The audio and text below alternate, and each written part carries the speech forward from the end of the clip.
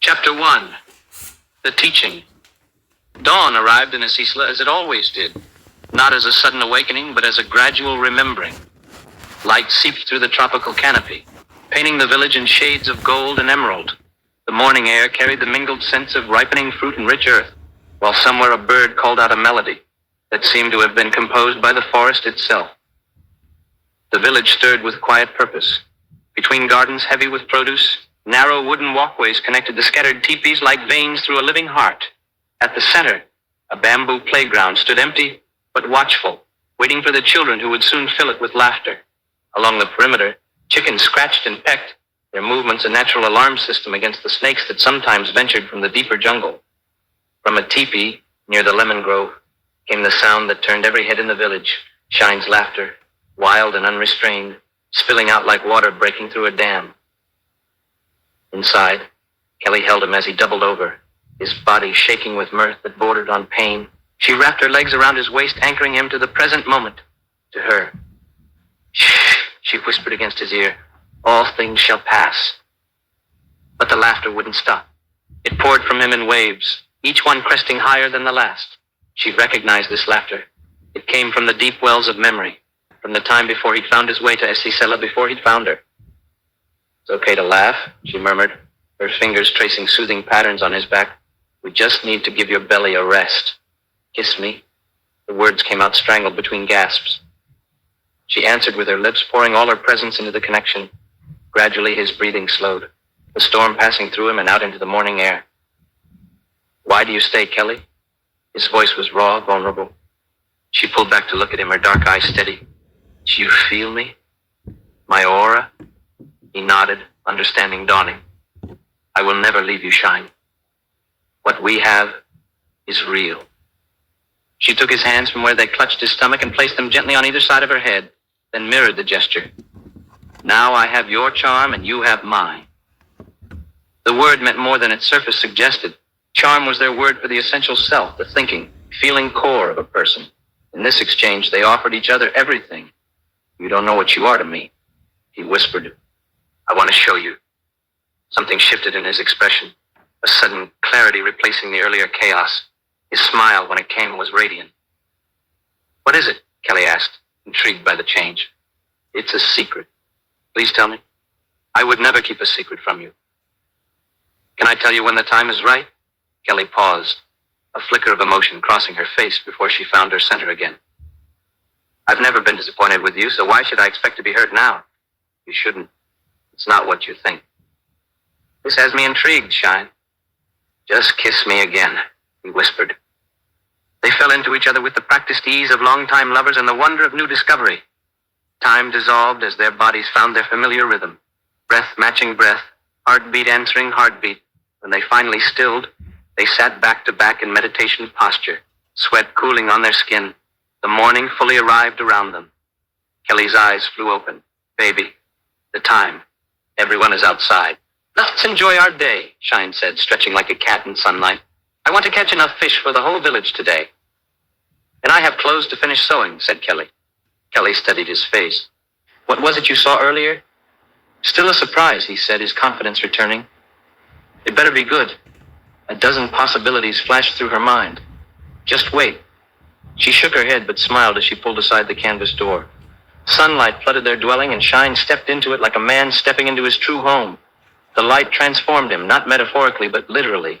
His skin seemed to drink in the rays, his whole being becoming more vivid, more present. It was why she'd named him Shine, this peculiar magic he carried. Sometime later, the river ran cool and clear, its voice a constant commentary on the day's lessons. Shine stood waist deep in the current with 3 boys arranged around him like points on a compass. At 13, 14, and 15, they were at that tender age where childhood and manhood wrestled for dominance. "Feel for the whiskers first," Shine instructed, his hand disappearing beneath the surface. "They'll tell you which way the head faces, then slide your hand along the belly, gentle but firm, like this." In one smooth motion, he lifted a catfish from its hiding place, the creature's body glistening in the filtered sunlight. The boys whooped their appreciation. By midday, they had enough fish to feed half the village. Shine led them to their usual spot, a cluster of smooth stones in the shade where the river bent. While they settled themselves, he remained standing in a patch of direct sunlight, seeming to draw energy from its heat. From his worn leather satchel, he produced a book, its pages soft with age and use. Today, I read you the story of Majnun and Layla. His voice took on the particular cadence he used for storytelling, somewhere between speech and song. A man who loved so deeply that he wept in the desert for years, calling her name to the wind. The boys leaned forward as he read, transported by the ancient tale of impossible love. When he finished, closing the book with a deliberate care, they sat in the particular silence that follows a story well told. "Master Shine," I ventured, "why did Majnun cry so much? Wasn't he embarrassed?" Shine's eyes sparked with teaching fire. "Embarrassed? Boys, Majnun's tears watered the desert. His poems of longing still echo after 1,000 years. Tell me, do we remember the names of men who hid their hearts? Or do we remember those who loved without shame?" "We remember Majnun," Eddie said softly. "Yes. And why?" Frederick, who rarely spoke in these sessions, surprised them all. "Because his tears were honest, like mine for my mother." The admission hung in the air between them, precious and fragile. "Exactly, Frederick." Shine's voice wrapped around the boy like a blanket. Majnun carved Layla's name into the earth with his fingernails. He refused food, shelter. All he wanted was his beloved. Some called him mad. But what is madness, boys? Is it feeling deeply, or is it pretending we feel nothing? The river provided a liquid soundtrack to their contemplation. "Master," Haim said, "the story is so sad. They only unite in death." "Ah." Shine stepped from shadow into sun, his skin immediately responding to the light. "But what does that teach us? That some loves are so pure, so profound, they cannot be contained by this world alone." Majnun's love transformed him. He became poetry itself. His tears became legend. He looked at each boy in turn, holding their gaze until they truly saw him seeing them. "When you write your own stories, remember Majnun. Remember that the greatest lovers in history, the ones whose names survived centuries, were those who felt everything and expressed it freely. There is no shame in tears, boys, only in the fear of them." Eddie glanced at Frederick with new understanding. "So when I write about my mother," Sabian began. "Write with Majnun's courage," Shine said. "Let your tears fall on the page if they must. That's how truth enters the world, through our willingness to feel it fully." He clapped his hands once, breaking the spell. "Now go. Drink from the spring, jump in the river, cool off. Come back when you're ready." As the boys scattered toward the water, Shine watched them with the satisfaction of a gardener who sees the first green shoots breaking through soil. Meanwhile, across the village, Kelly had arranged her teaching circle beneath the great mango tree, where the light filtered green gold through broad leaves. 4 teenage girls sat with practiced posture, backs straight, hands folded, but eyes alive with the particular energy of young women on the cusp of understanding their own power. "Today we continue with Echkel's journey," Kelly said, holding up a worn book bound in bark cloth. The Maya goddesses' stories had become their foundation text over the past months. Tales of the moon deity who was simultaneously healer, destroyer, and creator. "Where do we stop, Alara?" Kelly asked the oldest, nearly 17, whose dark hair fell in a braid thick as a man's wrist. "The flood," Alara said, flipping through her own notes, weeks of discussions carefully recorded. "When Echel poured out all the waters from her jar, drowning the false world." "And why did she do this?" Kelly's voice carried the same teaching cadence as Shine's, but where his was river smooth, hers was ocean deep. Mira, 15 and sharp as obsidian, raised her hand eagerly. "Because the world had become lies. Men saying one thing, meaning another. Women pretending weakness when they carried the strength. They create souls of men within our bodies." "But Teacher Kelly," Constanza interjected, tucking a strand of sun-lightened hair behind her ear, "didn't the flood kill innocents too? Children? Good people?" This was why Kelly loved these girls. They'd moved past simple acceptance into real questioning. "What do you think, Yara?" Kelly turned to the quietest of the 4, who at 14 already showed the depth of an old soul. Yara considered, her fingers tracing patterns on her knee. Maybe sometimes a flood is the only way to wash lies clean, like when you can't get a stain out, you have to soak the whole cloth. Kelly made the sound that meant keep going. "And Deshelle, she's the goddess of medicine too," Yara continued, gaining confidence. "Sometimes medicine has to hurt before it heals, like when you clean a wound." "Excellent." Kelly opened the book. "So today we read about what happened after. The new world born from honesty. But first," she looked at each girl meaningfully, "who practiced their moon breathing this week?" All 4 hands rose, though Mira's came up slowly. "Mira, I tried, teacher, but my monthly came early and the cramps, She flushed, still uncomfortable with the frankness Kelly encouraged about their bodies. The moon breathing is especially important then, Alara said with the authority of someone who'd been practicing longest. It helps with the pain. She's right, Kelly confirmed. Your body's tide is connected to ischials. Fighting it creates pain, flowing with it. She demonstrated the breathing pattern, her belly rising and falling in rhythm. Try now. All of you. The girls arranged themselves, lying back on the packed earth. Kelly watched their young bodies find the rhythm. These girls who would someday need to know their own power, their own ability to create and destroy and heal. As they breathed, Kelly continued the story, her voice weaving through their meditation.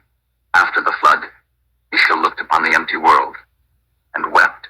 But her tears were not of sadness. They were of possibility.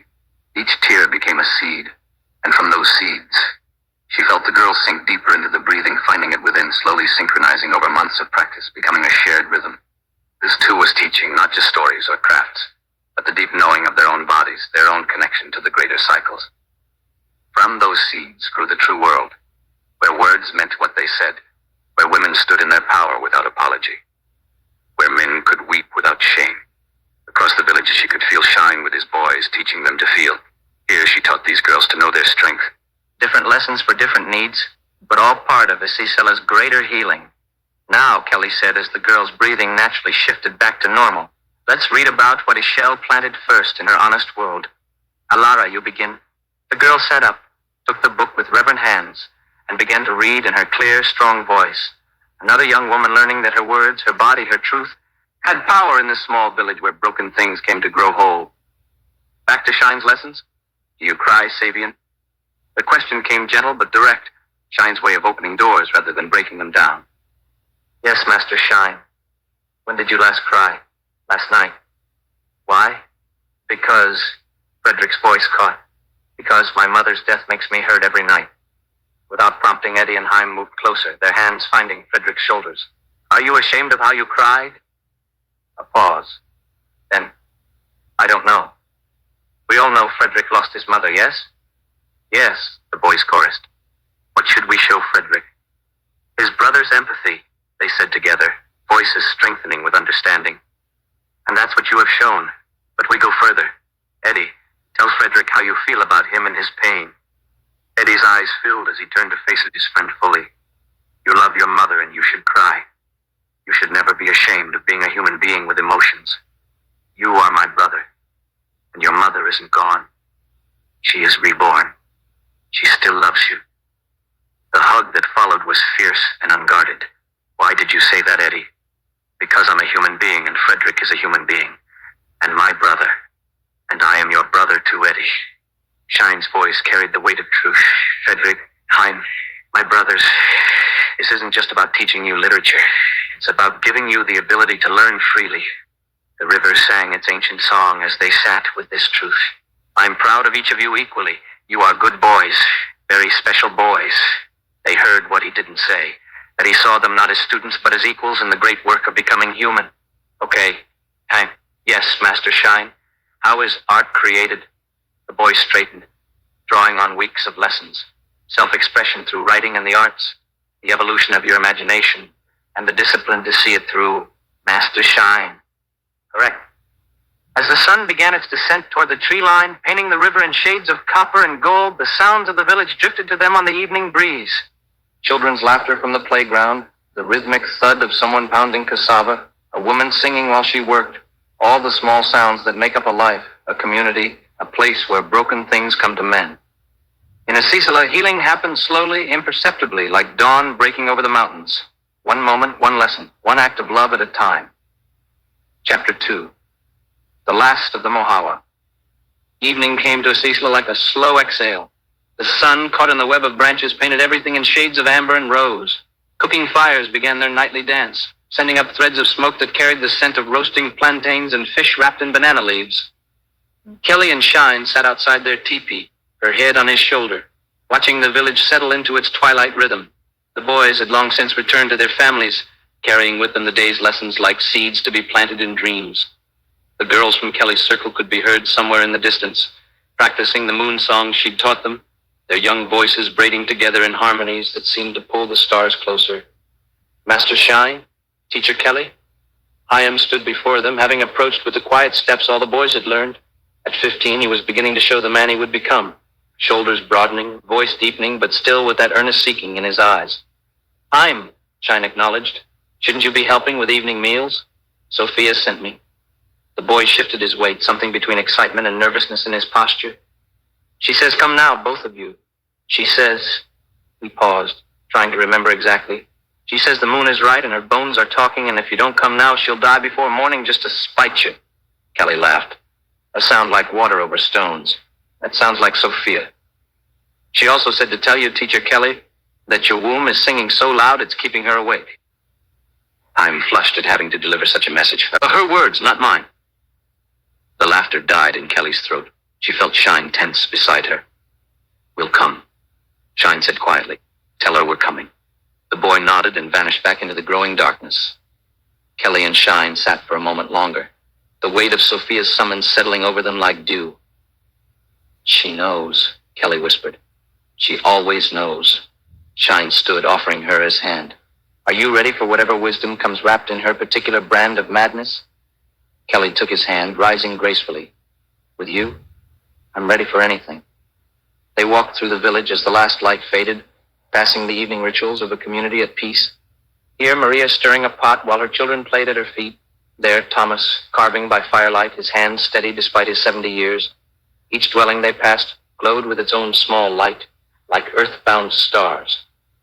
Sophia's home sat at the village edge where jungle met civilization in an uneasy truce. It was older than the other structures, built in the Mohawa way, with fitted stones at the base and walls that seemed to grow from the earth itself. Shells hung from every possible surface, creating a symphony of whispers with each breath of wind. The air grew thick with smoke, sage, copal, and something else, something that made the mind want to wander. Come in, little fish, before my bones turn to dust, waiting for you. They ducked through the low doorway into organized chaos. Bundles of herbs hung from the ceiling. Gourds painted with symbols lined the walls. In the center on a throne made of driftwood and dreams sat Sophia. At 97, she should have been frail. Instead, she radiated a fierce vitality that made the air around her crackle. Her hair, white as seafoam, was braided with beads that caught the firelight. Her dress, if you could call the collection of scarves and wraps a dress, seemed to shift color with each movement. And her eyes held the weight of being the last, the only, the keeper of what was almost lost. Sit, sit, she gestured to cushions arranged before her. My back hurts from looking up at you giants. When did everyone get so tall? In my day, people had the decency to stay properly sized. They sat, and Sophia studied them with those ancient eyes. The playfulness faded from her face, replaced by something deeper. I watch your children, she said finally.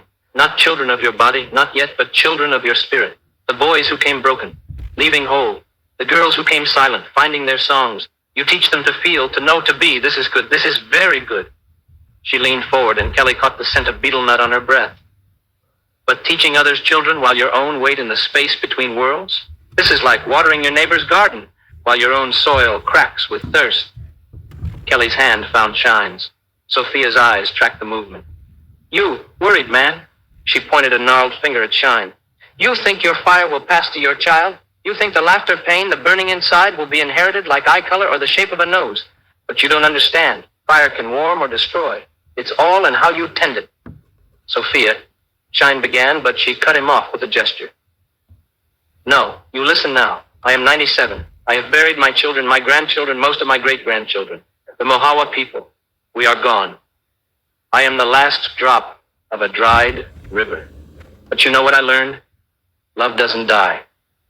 It transforms. Your love, she gestured between them. This is not ordinary love. This is the kind that bends the world. She rose with surprising grace and moved to a carved wooden chest Kelly had never seen before. From within, she withdrew something wrapped in bark cloth, so old it seemed held together by memory alone. My people knew secrets, Sophia said, her voice dropping to a whisper that somehow filled the room. Secrets the colonizers tried to burn, tried to drown, tried to cut from our tongues.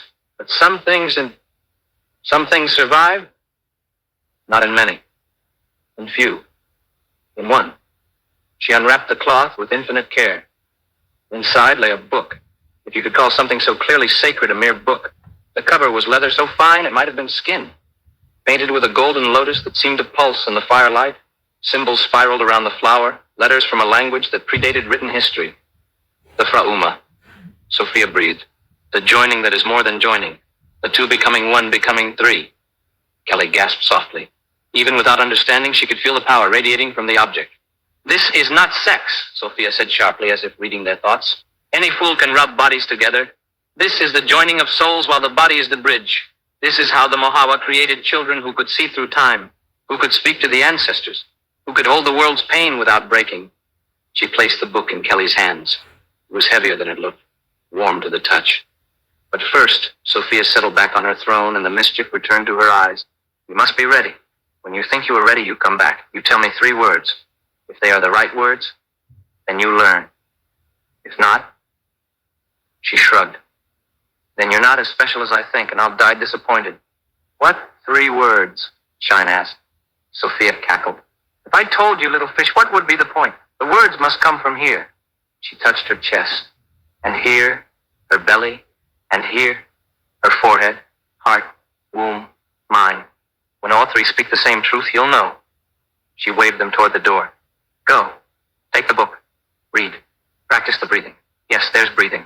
Everything important has breathing. But no attempting the joining, not until you know the words.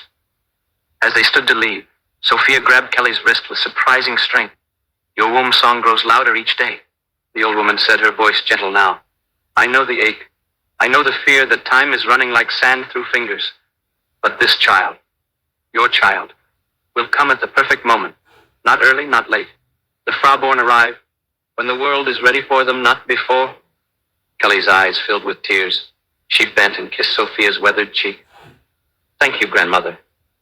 Ah, Sophia waved them away, but her eyes were suspiciously bright. Go, make me some great-great-grandchildren to spoil. Someone needs to carry forward the Mohawa ways, and the gods know my bloodline is too stubborn to do it.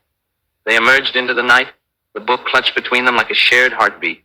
The stars had emerged in force, the Southern Cross pointing the way home. They walked in silence, each lost in thought until Shine spoke. Do you think we're ready? Kelly looked at the man who held her whole heart, who taught broken boys to feel, who carried fire in his bones that sometimes consumed him. I think, she said slowly, that we're about to find out. Above them, the moon rose full and knowing, casting shadows that looked like blessings on the path ahead. In Kelly's hands, the golden lotus on the ancient book seemed to glow with its own light, patient as stone, eternal as the love it was meant to serve. Back in her dwelling, Sophia sat alone with her memories and her smoke. 3 words, she murmured to the ancestors who kept her company in the shadows. When they know the 3 words, the Mohawa will live again, not in blood, but in spirit, the way it was always meant to be. A shell chime sang in the wind, and somewhere in the jungle a night bird called out a song that sounded like hope. Chapter 3, The Stone That Waited. Morning came different after Sophia's gift. Kelly woke with a Fra-Uma book beside their sleeping mat, its golden lotus catching the first light through the canvas. She'd spent half the night reading passages aloud while Shine traced the symbols with wondering fingers, both of them catching glimpses of knowledge that danced just beyond full understanding. Now, preparing for the day's teaching, everything felt charged with possibility. What will you teach them today? Shine asked, watching Kelly bind her hair with practiced movements. The stars, she said, specifically how to navigate by them. These girls will be women soon. They should know how to find their way home by looking up. He smiled at the metaphor layered in her practical words. Kelly never taught just one thing. In the teaching circle beneath the mango tree, Kelly had her 4 girls lie on their backs, the morning sky visible through gaps in the canopy. Even in daylight. The stars are there, she began, her voice taking on the quality of ancient knowing. The Mohawa believed each person had a birth star, a light that began shining the moment they drew first breath. But Teacher Kelly, Mira said, we can't see stars in the day. Can't you? Kelly smiled. Close your eyes. Breathe the way I taught you. Now, feel for your star. It's there always, a point of light in your chest that connects you to the heavens. The girls settled into the meditation, their breathing synchronizing. Kelly watched their faces soften as they sank deeper into the practice. The constellation of the Mother, Kelly continued, her voice weaving through their meditation, rises in the east just before dawn. 7 stars.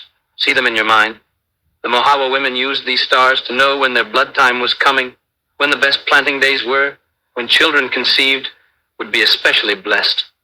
Across the village, Shine arranged 3 small limestone statues on a flat stone before his boys. Each figure was different, one reaching skyward, one kneeling with hands cupped, one standing with arms spread wide. Today's story, he said, is about 3 brothers who loved the same woman. The boys leaned in, immediately intrigued. Not romantic love, Shine clarified, seeing Eddie's expression. This woman was their teacher, ancient beyond years, wise beyond measure. Each brother loved her for different reasons. The first, he touched the reaching figure. Loved her for her knowledge. He wanted to capture all her wisdom, hold it, possess it. The second, the kneeling figure, loved her for what she could give him, always asking, always taking. And the third, the figure with spread arms, loved her for who she was, nothing more.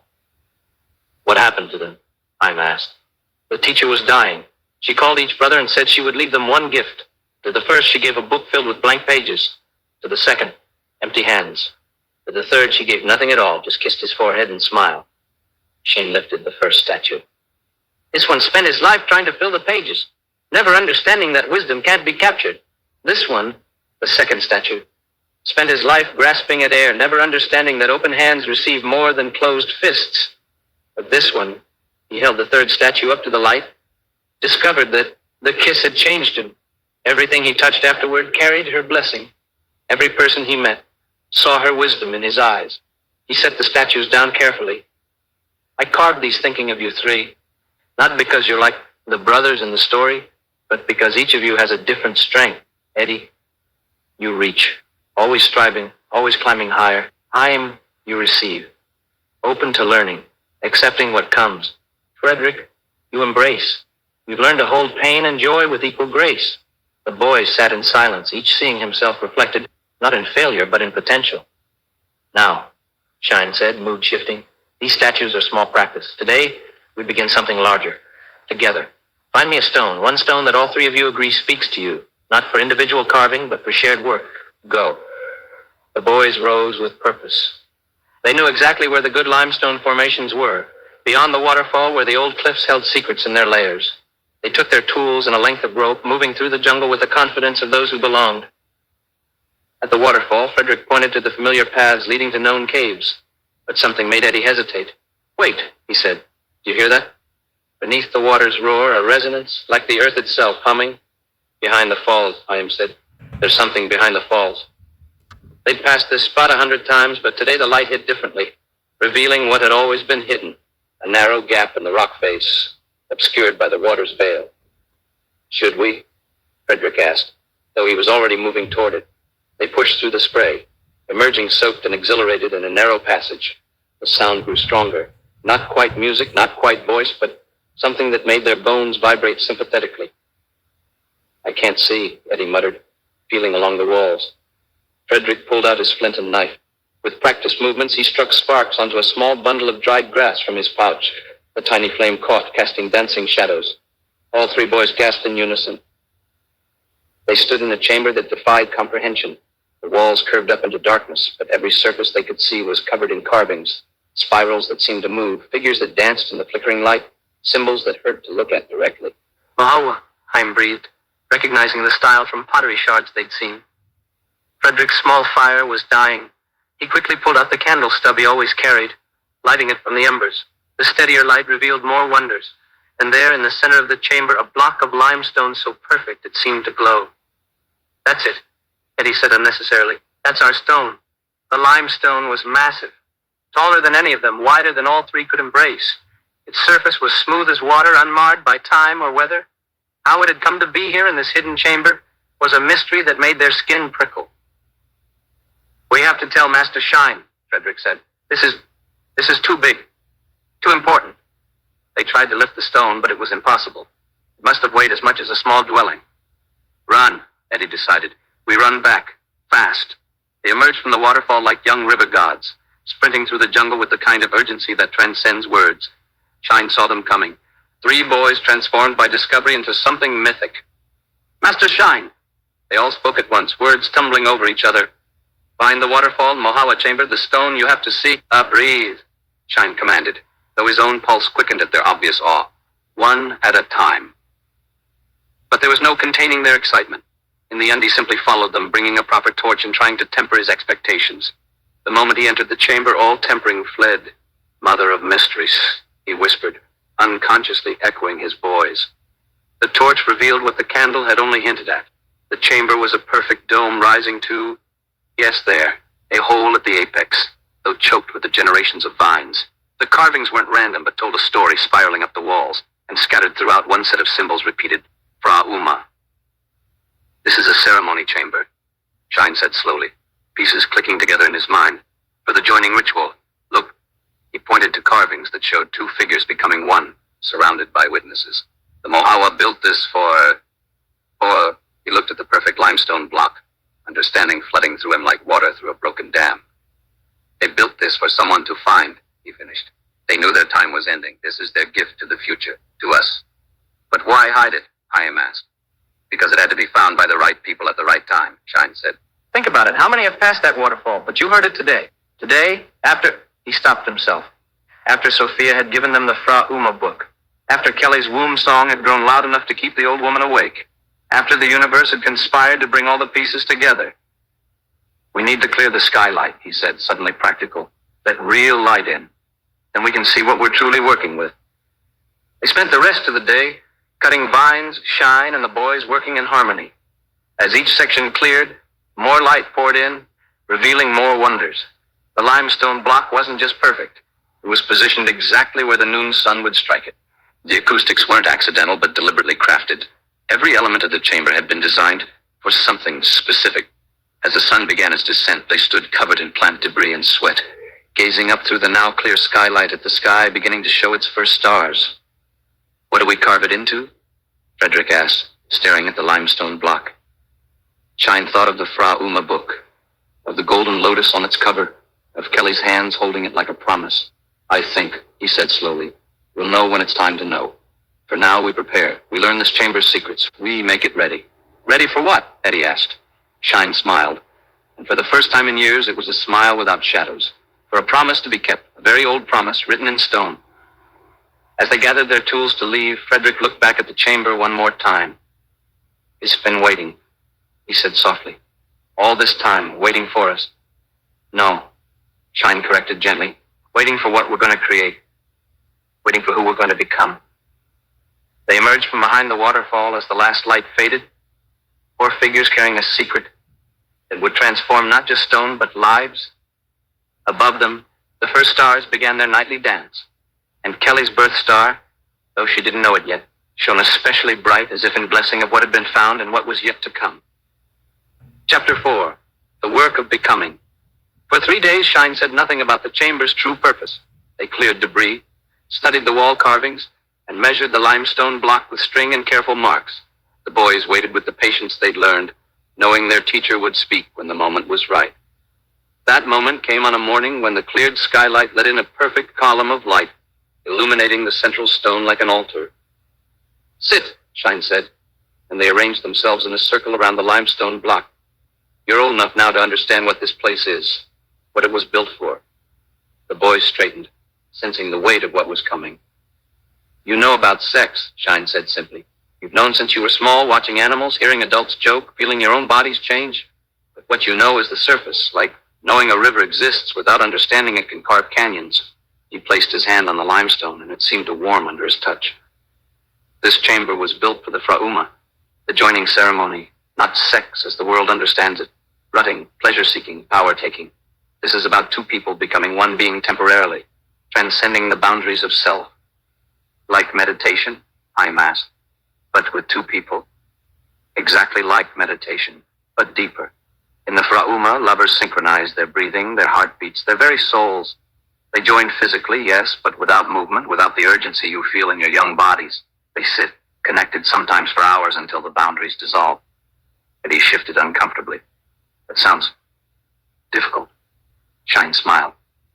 "It is. It requires a love that goes beyond desire, beyond need. Requires 2 people who have already found wholeness alone and choose to create something greater together." He stood, moving to the wall carvings. "Look here. See how the figures are shown, sitting, facing each other, wrapped in stillness? And here," he pointed to symbols spiraling around them. This represents their combined energy rising, creating a third presence. The child to be, but more than that, a new consciousness born from their joining. Is this what you and Teacher Kelly will do? Frederick asked quietly. When we're ready. When we understand the 3 words Sophia spoke of. Shine turned back to them. But that's not why I'm telling you this. You need to understand because you're becoming men. And the world will teach you that conquest is strength, that taking is power. I want you to know there's another way. A way where both people become more, not less. He gestured to the limestone block. This will become a lotus, 8 petals opening upward, creating a seat for the ceremony. It'll take months to carve properly. I'll do the main work, but you'll help, and while I carve, you'll create something on these walls. What should we carve? I'm asked. The story of how love transforms, Shine said. Each of you will take a section. Eddie, you'll carve the meeting. 2 separate beings, whole in themselves, recognizing something in each other. Frederick, you'll carve the choosing, the decision to walk together, to build something. You'll carve the transcendence. What happens when 2 become 1, become 3. The boys looked at the walls with new eyes, seeing not blank stone, but potential story. The master, Eddie said, we don't know how to carve something that complex. No, Shine agreed. But you'll learn by doing, every day, strike by strike. The stone will teach you if you listen. And so began the months of carving. Each morning they would arrive at the chamber before the sun reached its apex. Shine would work on the lotus, his movements becoming a meditation in themselves. The boys watched him find the form hidden in the stone, releasing it with patient strikes. The lotus lives in mud but blooms clean, he would say. It opens to the sun but closes at night. It holds water without drowning. Perfect symbol for the Fra-Uma, rooted in earth, reaching for heaven, holding space for the sacred. While he worked the central stone, the boys began their walls. At first, their carvings were crude, stick figures, rough attempts at human forms, but Shine taught them to see differently. Don't carve what you think, he instructed. Carve what you feel. Let your hands find the truth. Eddie's wall began to show 2 figures standing apart but facing each other, space between them charged with possibility. He carved birds above them, flying in opposite directions but looking back. Frederick's wall depicted choice through imagery, 2 paths becoming one, hands reaching across distance, a single flower blooming where 2 shadows met. Chaim struggled most with his section. How could he carve transcendence when he'd never experienced it? Close your eyes, Shine suggested one afternoon. Remember the moment in meditation when you forget you have a body, that boundary dissolving? Now imagine sharing that dissolution with another soul. Slowly, Chaim's wall began to take shape, spirals that drew the eye inward, figures that seemed to merge and separate with the shifting light, patterns that made sense, only when you stopped trying to understand them. Weeks passed. The lotus began to emerge from the limestone, each petal a perfect curve. The boys' hands developed new calluses. Their eyes learned to read stone grain like text, and their carvings evolved from simple representation to something approaching art. Why don't you ever bring Teacher Kelly here? Frederick asked one day during a rest. Because this is becoming sacred space, Shine replied.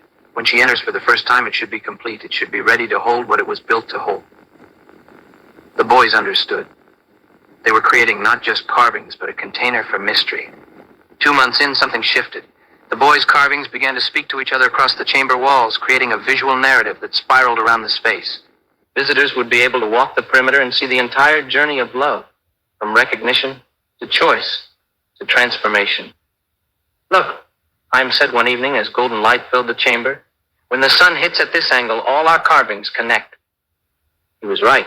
The shadows and highlights created bridges between their separate sections, making the 3 walls tell one unified story. The Mohawa knew, Shine said softly. They designed this chamber to do exactly that, to show how separate becomes whole while remaining distinct. As the lotus neared completion, Shine began teaching them about the finer points of intimacy.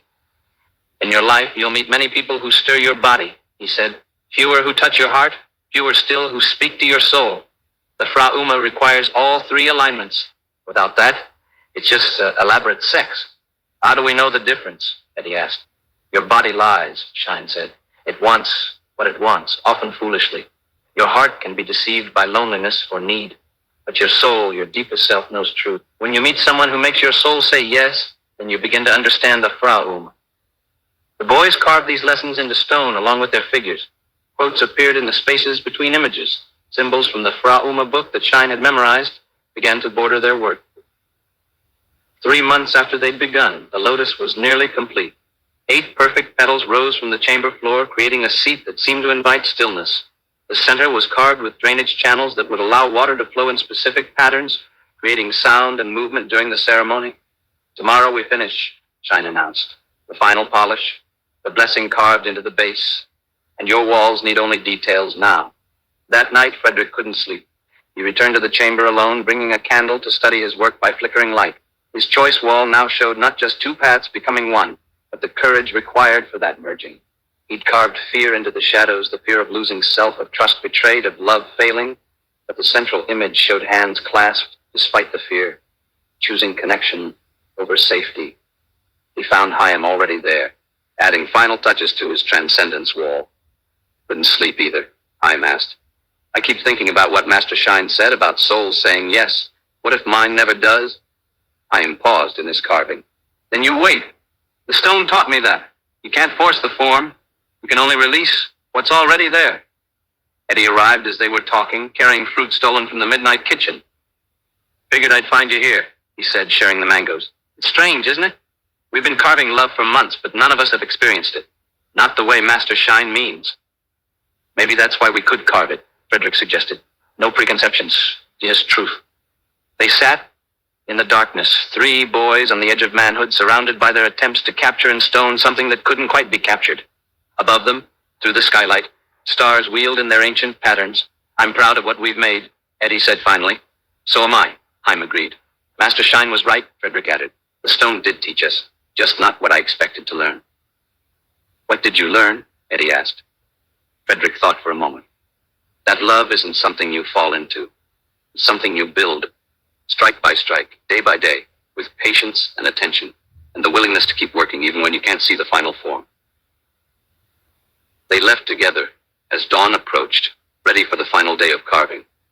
Behind them, the chamber waited in darkness, holding their work like a promise. Soon it would hold more, the ceremony that would create new life, the joining that would complete the Mohawa's ancient gift. But for now, it held the efforts of 3 boys who had carved their first understanding of love into stone that would outlast them all. Chapter 5. The Fra-Uma. The lotus chamber smelled of copal and sage when Kelly first entered it. Shine had prepared for days, burning sacred herbs until the limestone itself seemed to breathe incense. Lotus petals, gathered at dawn, created a carpet of white and pink across the floor. Their perfume rose with each footstep, releasing clouds of sweetness into the warm air. Kelly stood in the shaft of noonlight, tears streaming down her face. 3 months, she whispered. "You carved this for 3 months and said nothing." The walls told their future story, meeting, choosing, transcending. The central lotus rose from the floor like a prayer-made stone, its 8 petals creating a perfect seat for 2. Water trickled through the carved channels, singing the song the Mohawa had designed centuries ago. "We are ready," Shine said simply. Kelly's laugh was half sob. "Those are the words. The 3 words we've been seeking." They'd gone to Sophia that morning after months of celibacy, months of preparation, months of reading the Fra-Uma text until they could recite passages in their sleep. They'd stood before the old woman and said in unison, "We are ready." Sophia had cackled so hard she'd nearly fallen from her driftwood throne. "Of course, those are the words, little fish. What else could they be? The Fra-Uma isn't about knowing secret phrases or magic formulas. It's about knowing, truly knowing that you're ready. Heart ready, womb ready, mind ready. We are ready." She'd given them items. A vial of oil pressed from flowers that bloomed only on the full moon. White cotton wraps blessed in smoke. 2 cups of bitter tea that would slow their hearts and sharpen their inner vision. "Drink this at sunset," she'd instructed. "Bathe in the springs. Come to the chamber when the moon is highest. And remember, this is not sex. This is soul weaving." The Mohawa believed the Fra-Uma created children who could bridge worlds. Don't waste it on ordinary pleasure. Now in the chamber, Kelly walked slowly around the perimeter, reading the boys' carvings with growing wonder. "They understand," she said. "These children understand love better than most adults." "They carved what they felt, not what they knew," Shine replied. "Sometimes innocence sees clearest." We spent the afternoon in preparation. First, meditation, sitting back to back in the lotus, learning how the carved seat held their bodies in perfect alignment. The acoustics transformed their breathing into music, inhale and exhale becoming a primitive rhythm. As the sun descended, they walked to the hot springs hidden in the jungle. The water steamed with minerals that turned skin to silk. They bathed in silence, but their eyes spoke volumes. Years of love and months of waiting, the promise of transcendence ahead. The bitter tea tasted of earth and stars. Within minutes, Kelly felt her heart beat slow, her vision sharpened. Colors became more vivid, sounds grew dimensional. When Shine took her hand, she could feel his pulse like a river in her palm.